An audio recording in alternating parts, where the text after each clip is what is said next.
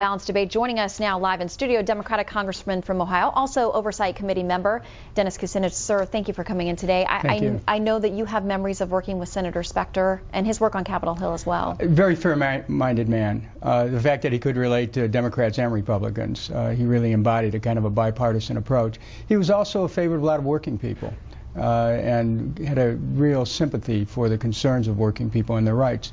He's certainly going to be missed.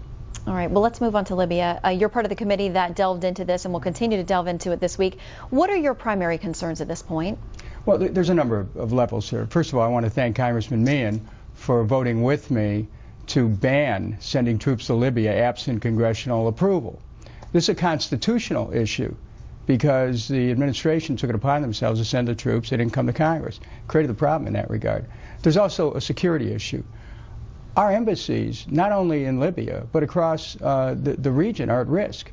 Al-Qaeda, just a day after the hearing, Al-Qaeda assassinated a U.S. employee at a consulate in Yemen. Our diplomats are at risk. And what really gets me is that you have the government of Libya, which is really a fake government that rose up after we knocked off Gaddafi. The government of Libya is basically protesting to any heavy U.S. security footprint.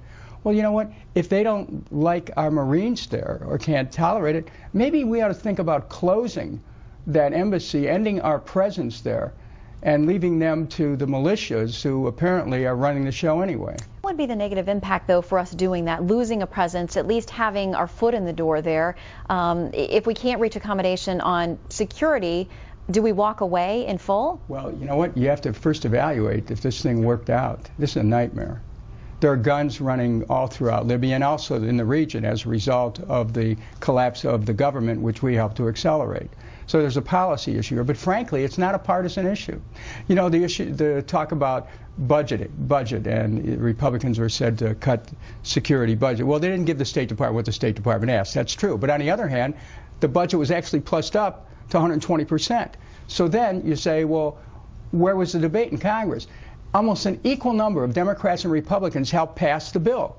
So we have to stress the need for bipartisan cooperation to resolve this crisis at our embassies, and we must focus on improving security at our embassies now. You know, the fact that there's an election, we cannot make this a partisan matter. We need to come together, Democrats and Republicans, and say protect our embassies now. And if we have to, we send detachments of Marines wherever they may be at risk diplomats may be at risk to attacks from Al-Qaeda.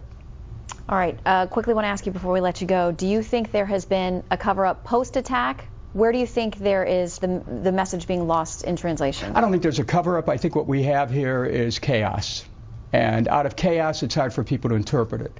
But there is an attitude on the part of some in the State Department who says, well, we can't operate as though we're in a bunker. Look, if you have a violent condition where there had already been a series of attacks on Red Cross, on the British ambassador, then you have to make an assessment that says, well, maybe we should be hunkering down to protect the diplomats and then work out our relationship with the government. That government wouldn't be there, or whatever passes for it there, unless we had intervened.